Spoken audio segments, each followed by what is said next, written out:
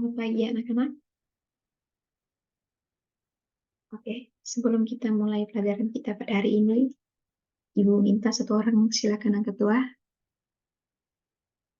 Oke, silakan.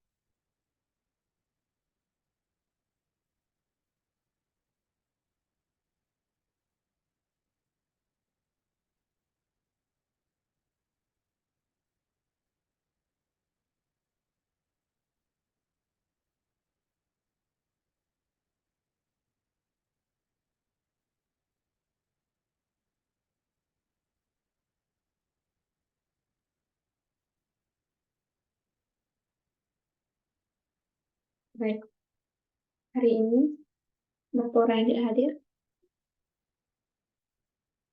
Oke, nanti ketua kelas catat nama-nama yang tidak hadir pada hari ini, kemudian nanti kasih ke Ibu ya. Baik, anak-anak, hari ini kita akan membahas materi yang berkaitan dengan mitigasi bencana alam. Baik, sebelum Ibu memulai pelajaran, mungkin ada yang tahu apa itu mitigasi bencana alam? Silakan.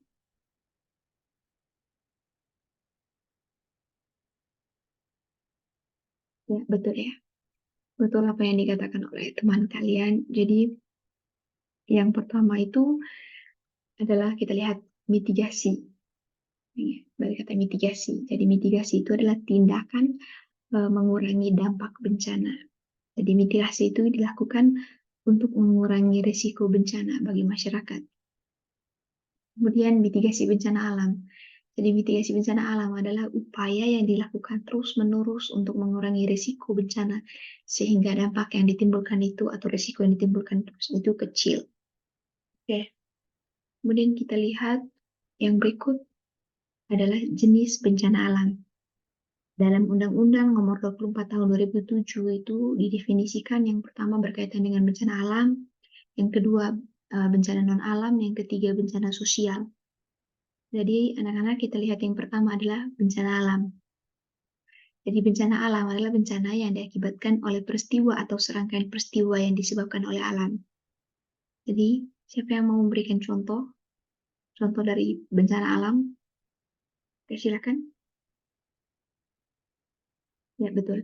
Jadi contoh dari bencana alam ini yang pertama ada gempa bumi, kemudian gunung meletus, angin puting beliung, kekeringan.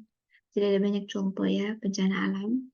Kemudian yang kedua kita lihat itu adalah bencana non-alam. Jadi bencana non-alam itu dikatakan di sini bencana yang diakibatkan oleh peristiwa atau rangkaian peristiwa non-alam.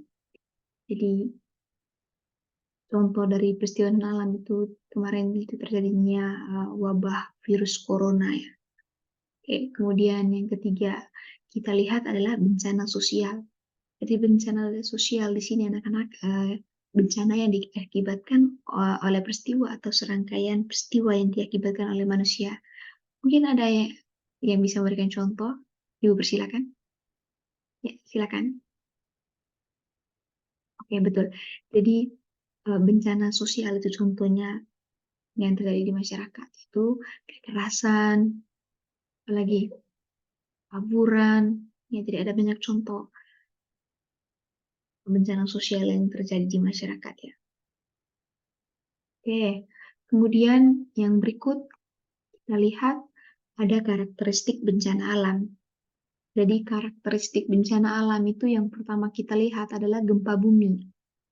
Jadi ada dampak yang ditimbulkan ya yang ditimbulkan akibat bencana alam gempa bumi ini. Itu bisa uh, merusak bangunan gitu ya. Jadi yang kedua itu ada gunung meletus, kemudian tsunami, banjir, kekeringan, tanah longsor, banjir bandang, kebakaran hutan, dan juga angin puting beliung. Oke. Kemudian kita lihat yang berikut adalah siklus penanggulangan bencana alam. Oke, dalam siklus penanggulangan bencana alam ini ada 4 tahap yang perlu dilakukan. Yang pertama itu adalah tahap pencegahan, di mana di sini yang pertama dilakukan adalah membuat pemetaan wilayah rawan bencana. Jadi perlunya ada pembuatan peta terkait rawan bencana. Nah, kemudian yang kedua memasang alarm bencana ya, teman-teman. Jadi saya pernah nonton film, tapi itu film luar negeri gitu ya. Jadi di situ orang-orang memasang alarm ketika terjadinya bencana begitu. Contohnya kayak tsunami begitu. Kemudian yang berikut adalah membangun tempat tanggap darurat, perlunya berjaga-jaga begitu. Kemudian yang keempat, memberikan sosialisasi pentingnya melakukan mitigasi bencana alam. Jadi kita melakukan sosialisasi pada masyarakat seberapa pentingnya mitigasi atau penanggulangan terjadinya bencana. Oke, yang kemudian yang berikut kita lihat yaitu tahap tanggap darurat. Jadi yang perlu dilakukan pada saat terjadinya tanggap darurat atau bencana, yaitu yang pertama yang kita lakukan adalah penyelamatan dan evakuasi bencana. Kemudian yang kedua adalah pemenuhan kebutuhan dasar. Kemudian yang ketiga, perlindungan terhadap kelompok rentan. Jadi kelompok rentan di sini di mana yaitu ada bayi, kemudian balita, ibu hamil atau ibu menyusui, kemudian penyandang cacat atau orang yang lanjut usia. Kemudian yang berikut kita lihat adalah tahap rehabilitasi. Jadi dalam tahap rehabilitasi ini yang pertama yang dilakukan adalah pemberian bantuan perbaikan rumah pada masyarakat. Kemudian yang kedua perbaikan prasarana dan sarana umum seperti tempat ibadah, sekolah, serta prasarana dan sarana ekonomi. Kemudian yang ketiga adalah pelayanan kesehatan. Ya. Kemudian yang keempat itu, yang terakhir yang dilakukan adalah tahap rekonstruksi. Jadi dalam tahap rekonstruksi ini anak-anak, yang pertama dilakukan adalah pembangunan kembali prasarana dan sarana sosial masyarakat. Kemudian yang kedua adalah peningkatan fungsi pelayanan publik. Kemudian yang ketiga, tersedianya informasi dan peta kawasan rawan bencana untuk setiap jenis bencana. Jadi sama kayak poin pertama tadi ya, di tahap pencegahan. Jadi pentingnya membuat peta terhadap rawan bencana gitu. Kemudian yang keempat adalah sosialisasi kepada masyarakat untuk meningkatkan pemahaman dan kesadaran dalam menghadapi bencana. Gitu. Jadi contohnya kayak gempa bumi ya. Jadi pada saat adanya gempa bumi itu nanti ada orang yang bersosialisasi gitu.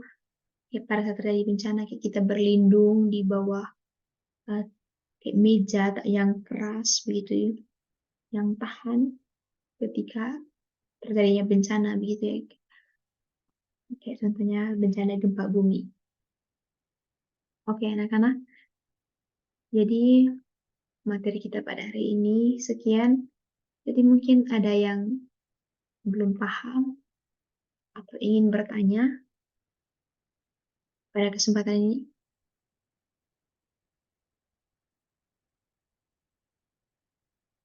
Silakan kalau ada yang belum paham.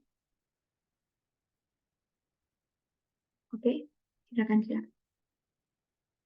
Pada saat terjadi, oke. Sebelum, saat, dan setelah terjadi gempa bumi. Oke. Jadi anak-anak pada sebelum yang pertama kita bahas itu sebelum terjadinya gempa bumi itu yang pertama itu kita mengidentifikasi dan memetakan patahan aktif yang berpotensi memicu terjadinya gempa bumi. Kemudian yang kedua itu membangun rumah tahan gempa itu sebelum terjadinya gempa ya. Yang ketiga penyadaran pengetahuan sejak dini tentang bahaya gempa atau sosialisasi tadi. Nah, kemudian Yang kedua itu saat terjadinya gempa. Jadi saat terjadi gempa itu yang pertama yang dalam rumah itu segeralah selamatkan diri dan keluar rumah dengan memperhatikan barang-barang yang mudah roboh. Ya, kemudian yang kedua itu pada saat di sekolah. Jadi jika berada di sekolah jangan panik, lindungilah kepala dengan tas atau buku.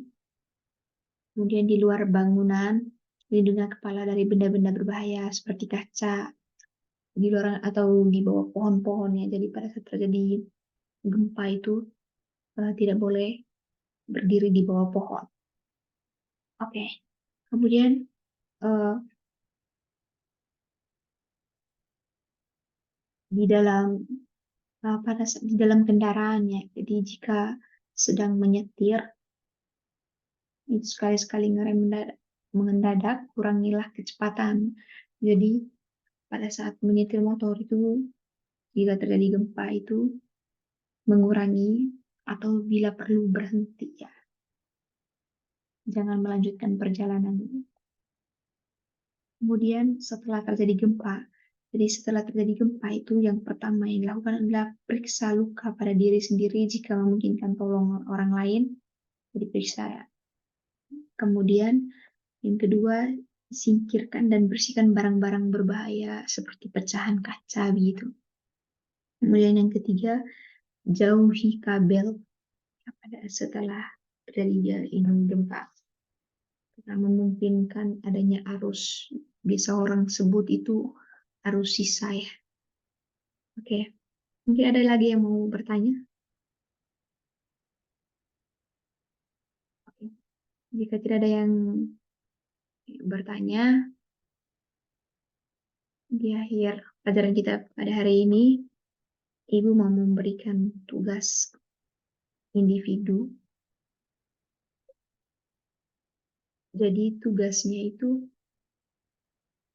adalah mencari bencana yang terjadi di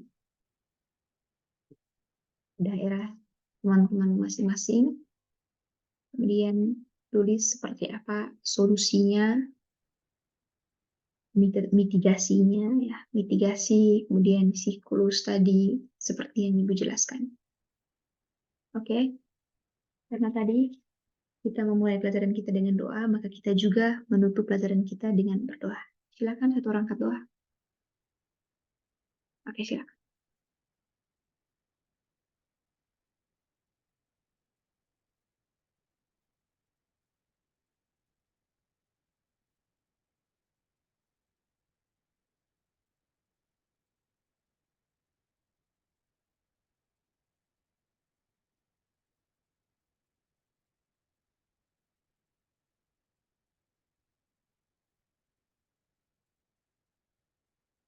Oke. Terima kasih anak-anak. Jadi jangan lupa ya, ada tugas minggu depan kita akan bertemu kembali dan silakan mempresentasikan tugasnya masing-masing di depan kelas. Oke, Ibu akhiri pelajaran ini. Selamat pagi dan terima kasih.